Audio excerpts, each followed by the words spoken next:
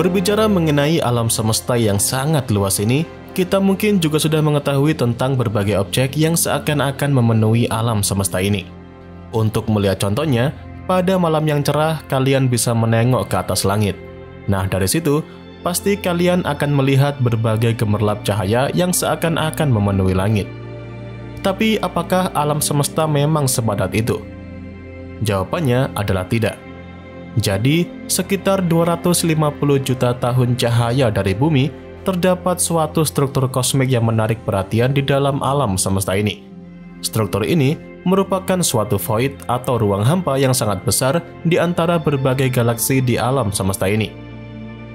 Nama struktur ini adalah Boötes Void yang menjadi salah satu void terbesar yang diketahui dalam alam semesta.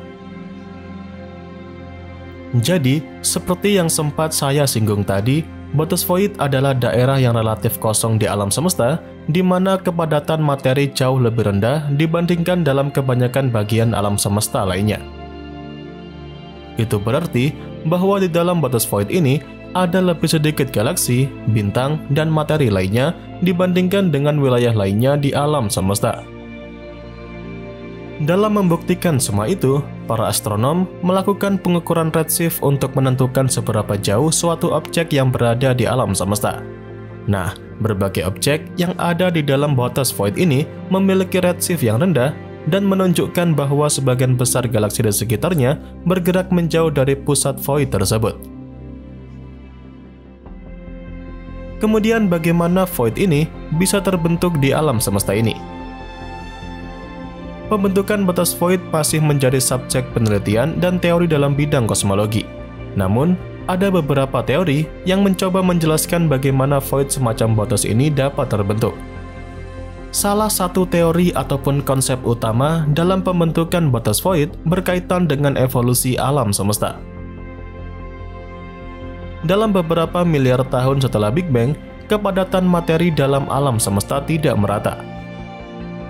Dan berbagai proses seperti gravitasi memainkan peran penting dalam membentuk struktur skala besar, seperti gugus galaksi dan juga filamen.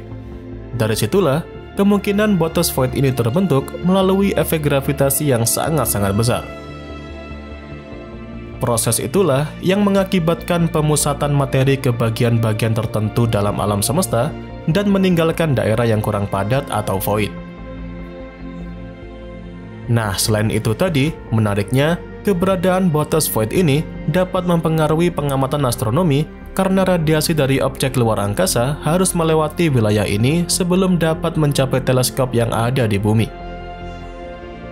Beberapa penelitian telah menunjukkan bahwa void seperti Boötes ini dapat mempengaruhi pola radiasi latar belakang kosmik yang dapat memberikan wawasan tambahan tentang sifat dan evolusi alam semesta ini.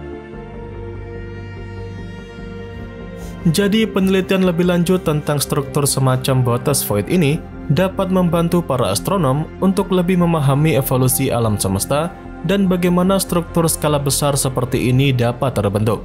Dan meskipun Boötes Void adalah salah satu void terbesar yang diketahui, namun masih banyak yang perlu dipelajari untuk memahami sifat dan asal-usul sepenuhnya dari struktur aneh ini. Seperti yang saya jelaskan tadi, Boötes Void adalah suatu ruang hampa di alam semesta yang berarti kepadatan materi di dalamnya sangat rendah dibandingkan dengan rata-rata wilayah alam semesta lainnya. Meskipun istilah void dapat menimbulkan kesan bahwa tidak ada apa-apa di dalamnya, tapi sebenarnya masih ada beberapa hal dan objek di dalam Boötes Void ini. Nah, beberapa hal yang dapat ditemukan dalam Boötes Void ini seperti adanya beberapa galaksi.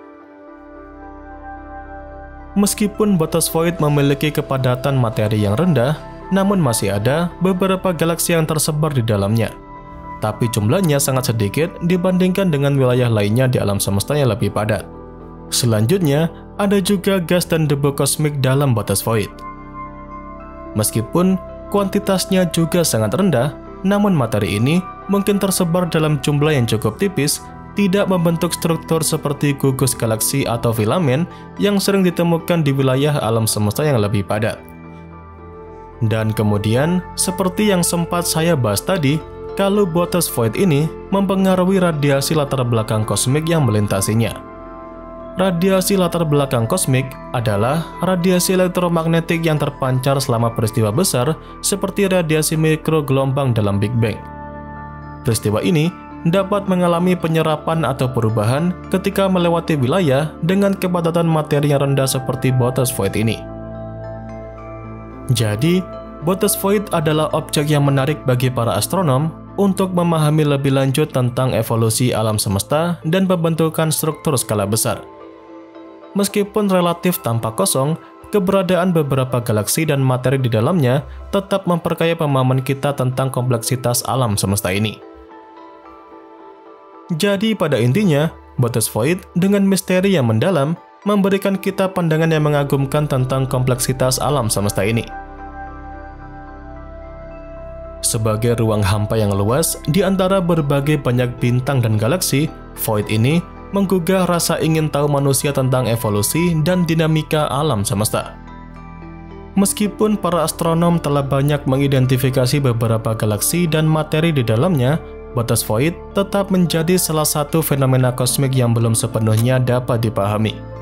Penelitian dan pengamatan yang terus berlanjut akan membawa kita lebih dekat pada pemahaman yang lebih mendalam tentang asal-usul dan peran Void dalam pembentukan struktur skala besar di alam semesta ini.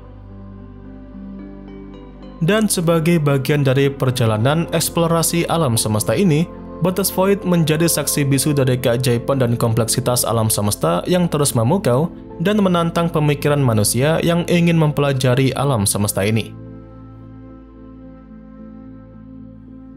Dan ya, itu saja yang bisa saya sampaikan pada kesempatan kali ini.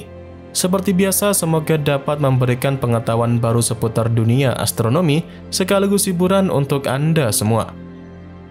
Jangan lupa, kedepannya masih akan ada banyak lagi pembahasan menarik seputar dunia astronomi yang akan saya sampaikan. Dan tentunya bakal sayang banget untuk Anda lewatkan. So, tetap stay tune terus ya bersama kami, Nasi Angkasa, Media Astronomi Indonesia.